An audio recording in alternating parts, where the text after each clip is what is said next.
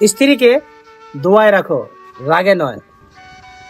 কারণ আল্লাহর রহমত আসে সেই ঘরে যেখানে ভালোবাসা থাকে সবরে।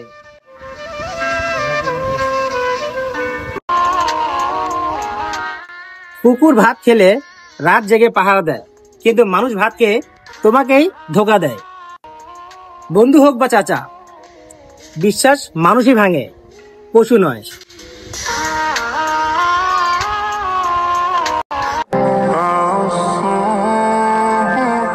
গেমের লেভেল বাড়াও, ভালো কথা, কিন্তু নামাজের লেভেল না বাড়ালে লাভ কি হবে ভাই?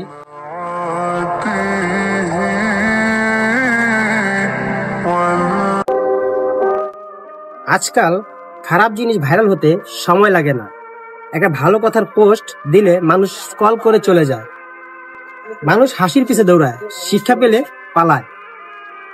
কিন্তু এই শিক্ষা না নেওয়ার জন্যই মানুষ একদিন আফসোস করবে।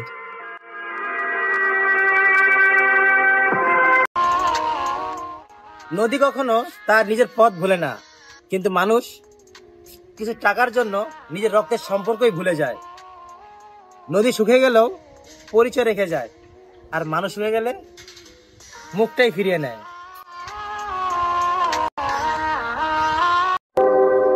কি করছিস ভাই? রক্তের সম্পর্ক ভাঙছিস অন্যেরই কথায়। বাবা মা ভাই বোন আত্মীয় একবার গেলে কেউ ফিরবে না। তাই ধৈর্য ধর, সত্যি সামনে আসবেই। সন্দেহ নয়, বিশ্বাসী একটা সম্পর্কের মেরুদণ্ড।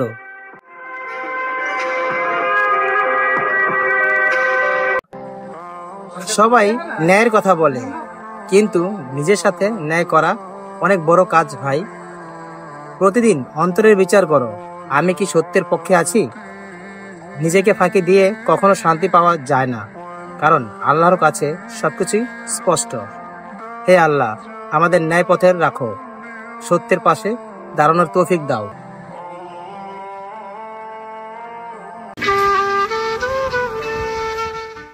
মানুষকে তার অবস্থান দিয়ে নয়, তার আচরণ দিয়ে বিচার করো। যে ছোট মানুষকেও সম্মান দিতে জানে, সেই প্রকৃত বড় মনের মানুষ। সম্মান দিলে সম্মান ফিরে আসে, আর অবহেলা দিলে অবহেলাই পাবে। তাই সবাইকে ভালো আচরণ করো, দেখবে তুমি একসময় একজন আলাদা মানুষ হয়ে উঠবে।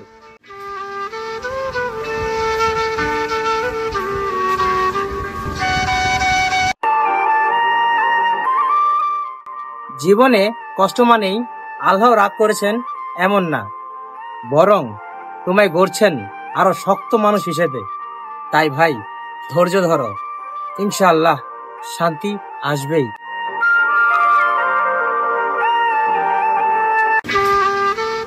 সমাজকে বদলাতে চাইলে প্রথমে আমাদের ভেতরের স্বার্থপরতাকে দূর করতে হবে। অন্যের জন্য এক ফোঁটা ভালোবাসা, একটু সহানুভূতি, এটাই একটা সমাজকে সুন্দর করতে পারে। তাই একজনের পরিবর্তনই অন্যদের জন্য আলোর দিশা হতে পারে।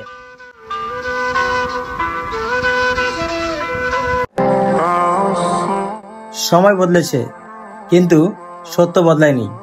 আমাদের প্রিয় নবীর শিক্ষা আজও ততটাই প্রাসঙ্গিক যতটা না 1400 বছর আগেই ছিল।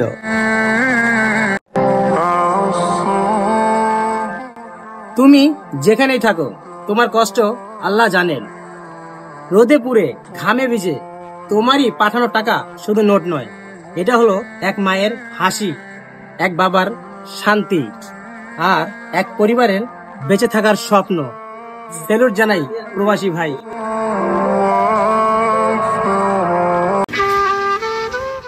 শান্তি বাইরে খুঁজে পাওয়া যায় না, শান্তি থাকে আমাদের অন্তরে। লোভ যেমন বাড়ে, অশান্তিও তত বাড়ে। যে মানুষ তুষ্ট থাকতে শেখে, সেই প্রকৃত সুখী হয়। তাই ভাই, তৃপ্ত থাকো, তবেই জীবনে প্রশান্তি আসবে।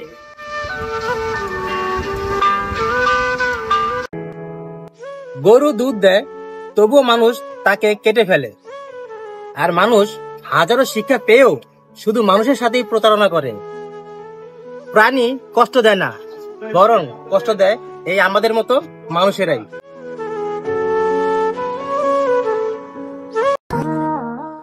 আজকের টিকটক মানে শুধু ভিডিও না, এটা ধ্বংসের নাট্যমঞ্চ।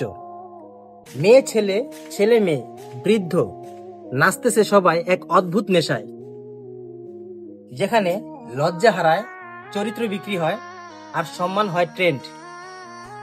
এই পথে হাঁটলে নাম মিলবে না খ্যাতিতে, বরং ডুবে যাবে তোমারই সম্মান অন্ধকারে।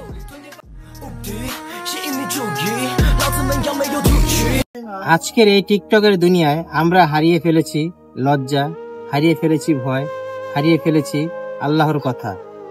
একটা সময় ছিল মানুষ নামাজে শান্তি খুঁজত, আর এখন মানুষ ক্যামেরার সামনে অভিনয় করে লাইক খুঁজে বেড়ায়। হ্যাঁ, কেউ কেউ টিকটক দিয়ে ভালো কাজও করে, শিক্ষা দেয়, মানুষকে অনুপ্রাণিত করে। কিন্তু দুঃখের বিষয়, ভালো কাজটা হারিয়ে গেছে অশ্লীলতার ঢেউয়ের নিচে। নাচ, দেহ প্রদর্শন, নোংরা কন্টেন্ট, এগুলোই এখন বিনোদনের নাম হয়ে গেছে। ছোট বাচ্চা থেকে শুরু করে বৃদ্ধ মানুষ পর্যন্ত এই নেশায় ডুবে যাচ্ছে। লজ্জা নেই, হায়া নেই, আল্লাহর ভয় নেই।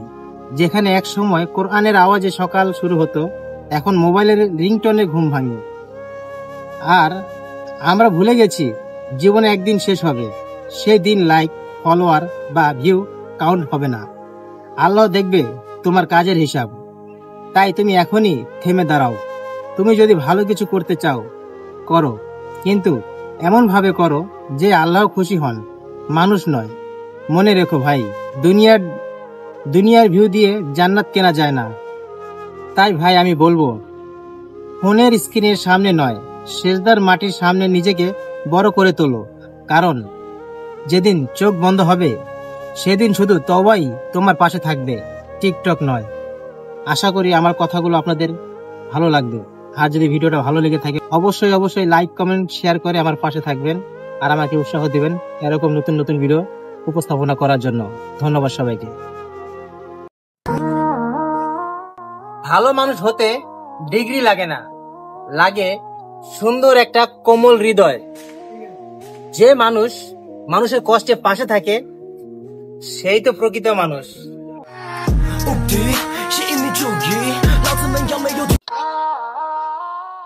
একটা রুমে 4 জন মানুষ, 4টা গল্প।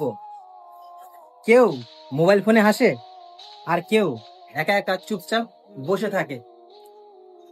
আর রাত নামলেই শুরু হয় এক প্রবাসীর নিঃসঙ্গতা আর নীরবতা। মসজিদ থেকে নামাজ পড়ে এসে পাশের দোকানদারকে ঠকায়, মুখে কোরআনের কথা, কাজে ফাঁকি আর গীবত। ধর্ম জানে কিন্তু মানে না, আর এটাই হলো আমাদের মুসলমানদের স্বভাব।